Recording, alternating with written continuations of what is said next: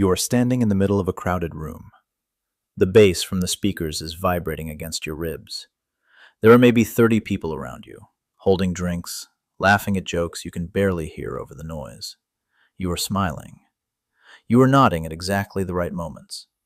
But inside your chest, there is a cold, suffocating vacuum. You feel entirely alone. Yet, an hour later, when you finally excuse yourself, walk into your dark apartment, turn the deadbolt with a sharp click, and just drop onto the edge of your bed in absolute silence, suddenly, you feel completely whole. Society has a lot of labels for this exact moment. They call it being antisocial. They call it isolation.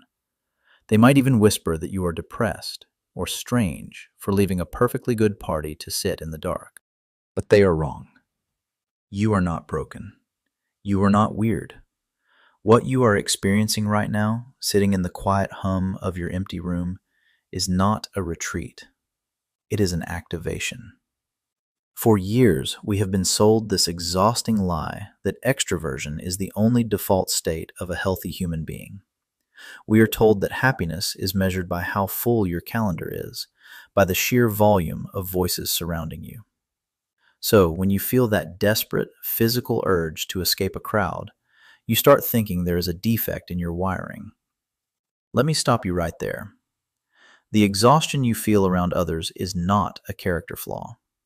It is a biological reality. Think about what actually happens to your nervous system when you are out there trying to blend in.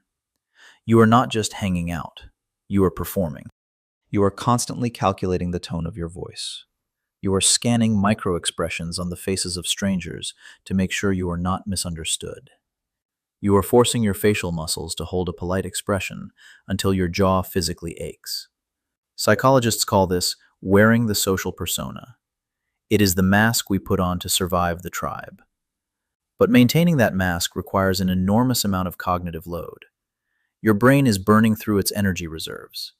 Your nervous system is constantly on high alert, absorbing the chaotic, unorganized emotional energy of everyone in the room. No wonder you feel like you have run a marathon without moving your legs. When you finally escape, when you shut that door behind you, you are not shutting out the world because you hate it. You are shutting it out because your system is screaming for mercy. It needs to power down the survival mode before it shatters completely. But here is the most fascinating part. The moment the external noise dies down, your brain does not simply shut off. It actually shifts gears. When you are sitting alone on your floor, staring at a blank wall, or watching the dust motes float in the sliver of streetlight from your window, something incredible happens inside your skull. The cheap, chaotic dopamine hits from small talk and social validation fade away. And in that quiet space, your prefrontal cortex finally wakes up. This is the most evolved, complex region of your brain. It is the command center for deep analysis, self-awareness, and high-level problem solving. When you are out in the crowd, this area is constantly interrupted. It is like trying to write a masterpiece while a marching band plays in your living room. You simply cannot do it. But in the silence, the marching band leaves. Your prefrontal cortex begins to sift through the massive amount of raw data you have collected. It connects the dots. It processes the interactions, the underlying meanings, the subtle shifts in your own mood. You are not just sitting there doing nothing. You are architecting your internal reality. You are filtering out the toxic residue of other people's expectations and keeping only what actually belongs to you. Society looks at a person sitting alone in a quiet room and assumes they are empty. But science tells us the exact opposite. That person is doing the heavy lifting of psychological organization. They are building an internal fortress.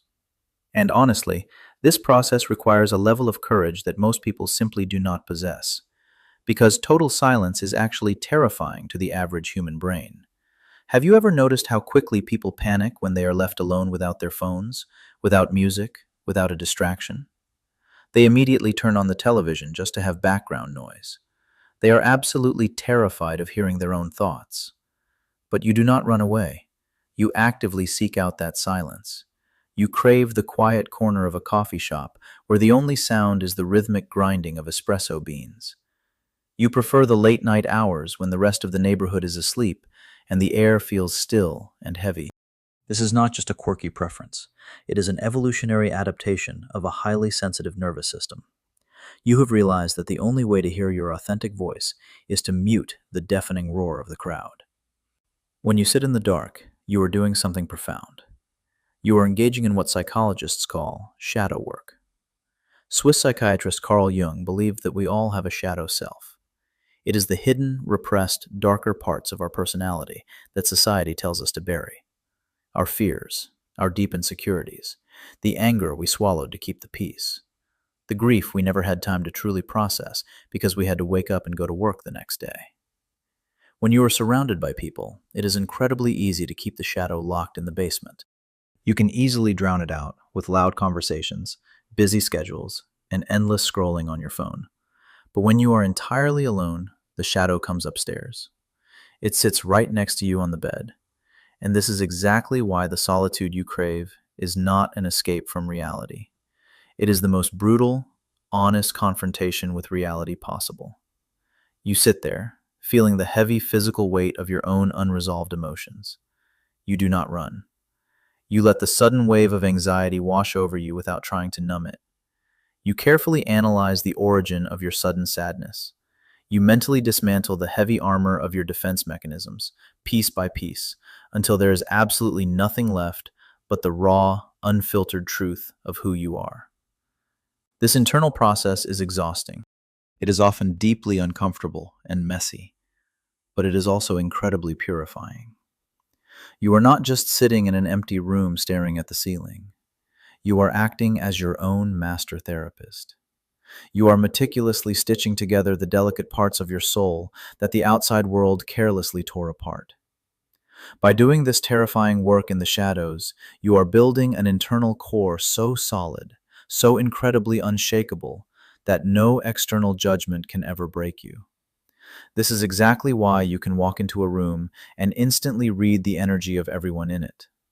Your self-awareness is razor sharp because you have spent countless hours studying your own psychological reflection in the absolute dark.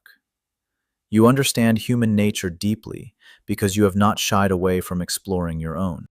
So please, I need you to hear this clearly. The next time your phone buzzes with a last-minute invitation to a crowded, noisy event, the next time you feel that familiar knot of dread tightening in your stomach at the thought of forcing small talk with strangers, do not apologize. Do not scramble to invent a fake excuse about being sick or having too much work to do. And absolutely do not let anyone make you feel guilty for choosing the quiet comfort of your own space over their chaotic noise. Your solitude is not a symptom of a broken mind. It is the ultimate cure. It is the private laboratory where your emotional resilience and brilliance are actively forged. The ability to sit perfectly still in an empty room, requiring absolutely nothing from anyone else to feel completely whole, is one of the rarest superpowers in our modern, overstimulated world. You are a silent architect of your own peace. And that quiet room is not your prison. It is your ultimate sanctuary. Protect it fiercely. If this journey into the quiet depths of your mind resonated with your experience, consider subscribing to our channel. We will continue to explore the hidden, beautiful mechanics of human behavior to help you understand your complex mind. Leave a comment below and tell me about your absolute favorite way to spend time entirely alone. Until next time, trust your intuition and protect your peace.